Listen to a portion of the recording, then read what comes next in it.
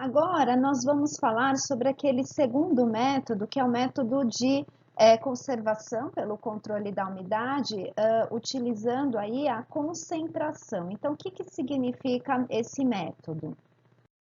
Consiste em retirar de 1/3 a 2/3 da quantidade de água de um alimento, né, por evaporação, onde se produz alimentos concentrados, então leite condensado, sucos concentrados, aquele do tipo maguari, molhos de tomate concentrados, leite evaporado, alguns tipos de geleia, doce de leite, enfim, são alguns alimentos que acabam tendo essa característica concentrada, né? Então, antes da desidratação, esses alimentos, eles acabam sendo concentrados, né? Por existir um processo, por ser mais econômico, havendo aí a necessidade de se empregar uma menor temperatura, né, e um menor tempo, para que essa água se evapore e aí aconteça, né, a evaporação e aconteça aí o alimento, ele acaba tendo essa característica, né, retirada maior aí de água.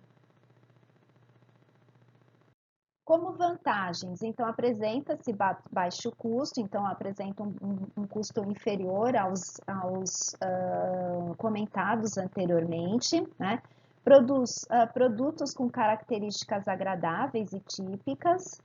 Eles são muito interessantes, né, no seguinte sentido, então se eu compro um molho de tomate concentrado, né, essa massa de tomate concentrado, eu posso adicionar a quantidade de água necessária para que dê aí a característica que eu quero, né? Então, se eu quero que fique com uma cara mais concentrada, eu adiciono menos água, e menos concentrada eu posso adicionar mais água, né? Assim como o suco, por exemplo, enfim. Então, essa é a grande característica.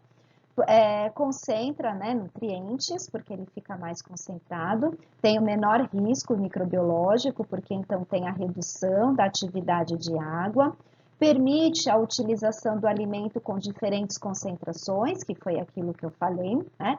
Reduz o gasto com embalagens, com transporte, comercialização e tem um aumento do seu shelf life. Então, a característica do alimento concentrado permite com que haja essa redução de investimentos em relação à embalagem, ao transporte, uma vez que eles são mais seguros, né?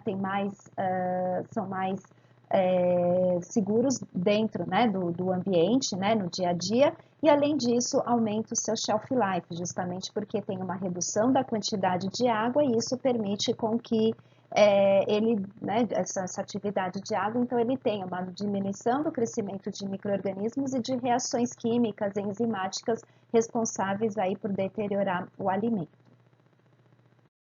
Então, como é que funcionam esses evaporadores? Então, inicialmente existe um trocador de calor que, de forma indireta, ele vai produzir calor, vai promover a ebulição da água e, consequentemente, a evaporação dessa água vai sendo transformada em gás.